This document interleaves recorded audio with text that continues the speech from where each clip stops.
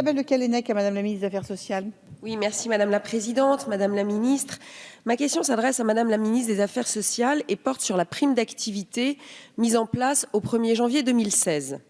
Cette prime d'activité qui fusionne la prime pour l'emploi et le RSA activité a été créée par la loi relative au dialogue social et à l'emploi du 17 août 2015. Le gouvernement avait alors assuré que le nouveau dispositif serait moins coûteux pour les finances publiques et plus efficace en ce qu'il lutterait contre la précarité tout en incitant au retour à l'emploi. La ministre a récemment annoncé que le nombre de bénéficiaires de la prime d'activité avait atteint 2,16 millions dès février, quand les prévisions tablaient sur 2 millions d'ici l'été.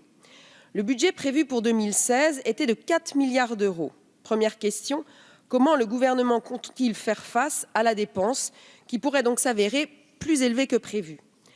La PPE et le RSA activité bénéficiaient au total à près de 7 millions de foyers, alors que la prime d'activité ne devrait à terme concerner que 2,8 millions d'actifs dans 2 millions de ménages.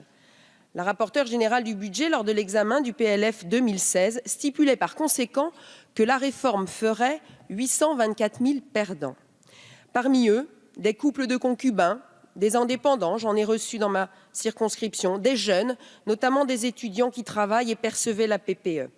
Avec le nouveau dispositif, ils ne pourront bénéficier de la prime d'activité qu'à la condition que leur revenu professionnel excède 0,70 SMIC. Et dans le cas des apprentis, seuls ceux en fin de scolarité pourront toucher la prime. Deuxième question, le gouvernement a-t-il comptabilisé ces perdants de la réforme et compte-t-il faire pour eux quelque chose le cas échéant? Je vous remercie.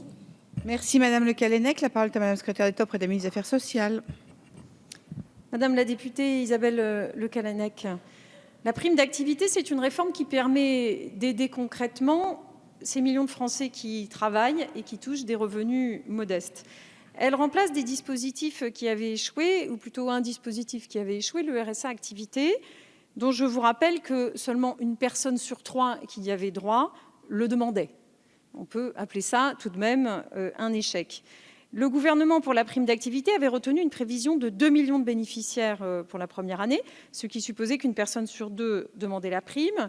Au bout de 3 mois, nous avons déjà dépassé cette cible, puisque la prime a déjà bénéficié à plus de 2,3 millions de foyers, représentant plus de 3,8 millions de personnes.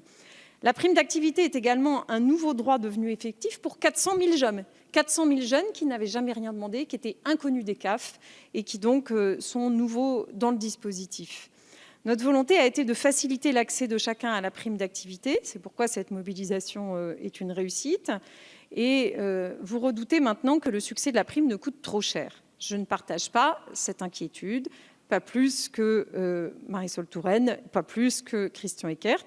D'abord parce que rien ne permet d'attester un dérapage de l'enveloppe financière, parce qu'il existe par ailleurs des dispositifs prudentiels permettant d'assurer le respect des objectifs globaux des dépenses de l'État. Nous avons été amenés les uns et les autres à répondre plusieurs fois déjà à cette question et nous avons toujours répondu la même chose. Vous nous interrogez ensuite sur les perdants suite à la mise en place du dispositif. Je vous rappelle que notre approche, elle est globale. Le gouvernement soutient le pouvoir d'achat par la prime d'activité, mais aussi dans le cadre des réformes de l'impôt sur le revenu et de la suppression de la première tranche de l'impôt sur le revenu. Je vous rappelle, car on ne le dit probablement pas assez souvent, que 8 millions de Français ont bénéficié de baisses d'impôts dès à présent. Enfin, s'agissant des perdants, certains sont aussi le reflet des défauts de la prime pour l'emploi. Par exemple, une personne pouvait ainsi bénéficier de la prime pour l'emploi alors même que son conjoint avait un niveau de revenu important. Ces cas-là ne profitent effectivement pas. Ils ne peuvent pas profiter de la prime d'activité. Avec la prime d'activité, nous avons fait des choix et nous avons fait notamment le choix d'aider les plus modestes et ceux qui en ont le plus besoin. Merci Madame Le Callennec. Merci de votre réponse, Madame la Ministre. Alors, vous parliez de 6 millions de Français qui étaient susceptibles de bénéficier de la prime pour l'emploi, mais dans les calculs du ministre du Budget, on n'est pas à 6 millions, puisque dans les débats elle-même, la ministre nous disait qu'elle pensait que 50% des bénéficiaires le demanderaient, entre guillemets. Parce que vous citiez le RSA activité, un tiers le demandait, certes. Par contre, 100% des personnes qui pouvaient bénéficier de la PPE la touchaient. Donc on n'était pas contre la fusion des deux systèmes. En revanche, moi je continue à dire qu'il y a des perdants. On les reçoit dans nos permanences. Et ceux-là, malgré les réponses que vous avez faites sur la baisse de l'impôt sur les revenus, se sentent aujourd'hui lésés. Je pense en particulier aux indépendants. Merci Madame Le Callennec. Nous arrivons à une question de Madame Laurence Harribey, Madame la ministre des Affaires sociales.